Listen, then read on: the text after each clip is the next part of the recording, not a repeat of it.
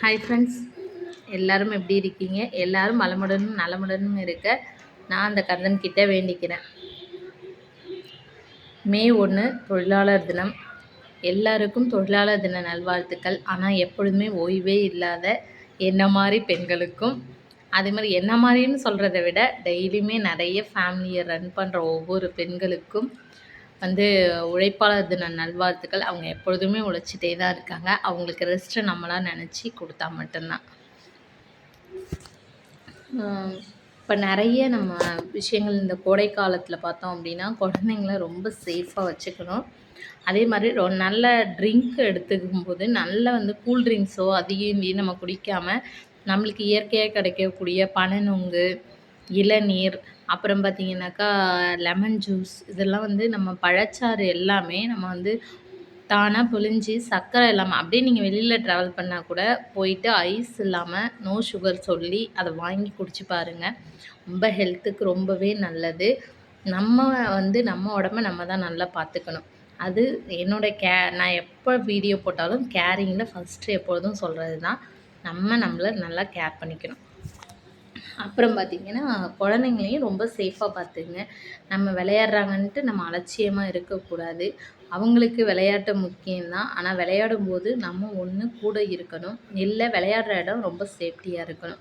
இந்த 2ம் இருந்தால் மட்டும்தான் நம்ம குழந்தைங்கள நம்ம தைரியமாக நம்ம விட்டுட்டு இருக்கலாம். அதே மாதிரி ஊருக்கெல்லாம் குழந்தைங்கள அனுப்பியிருந்தீங்கன்னா கண்டிப்பாக பத்திரமா பார்த்துக்க சொல்லுங்கள்.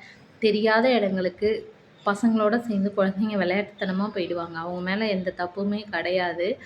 ஏன்னா நம்மளோட கவனிப்பு எப்பொழுதுமே ஒரு கண் நம்ம குழந்தைங்க மேலே இருக்கணும்னு பெரியவங்க சொல்லுவாங்க. அது எப்பொழுதுமே மாறவே கூடாது. சில விஷயங்களை நம்ம கேள்விப்படும்போது வாழ்க்கையில் அந்த விஷயங்கள் நமக்குள்ளே நடக்கிற மாதிரி நம்மளுக்கு ஒரு சூழல் வரும்ல, அந்த பதட்டம் தானாகவே வரும்ல. அது எல்லாருக்கும் வந்துடாது. அதனால தான் நான் இந்த ஒரு சில விஷயங்கள் சொல்கிறேன்.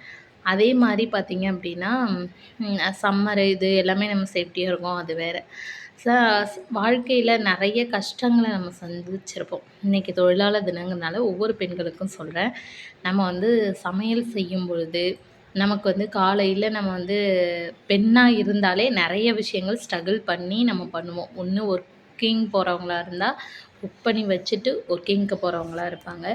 அப்படி இல்லை அப்படின்னா ஒர்க்கிங் அவங்களுக்கு இப்போ நிறைய வீட்டில் மெம்பர்ஸ் இருக்காங்க அப்படின்னாக்கா ஃபஸ்ட்டு டிஃபன் செய்யணும். இப்போ மார்னிங் காஃபி, அடுத்து டிஃபன், அடுத்து காஃபி, அடுத்து லஞ்சுக்கு அப்புறம் பார்த்திங்கன்னா 4:00 போல் திரும்ப காஃபி, ஸ்நாக்ஸு, திரும்ப நைட்டு அவங்களுக்கு அதோட இந்த பாத்திரம்லாம் வாஷ் பண்ணிவிட்டு அந்த ஈரம் லைட்டாக பட்டு அதோடு தூங்குறவங்க எத்தனையோ பேர் இருப்பாங்க. எவ்வளோ களைப்பு இருக்கும்.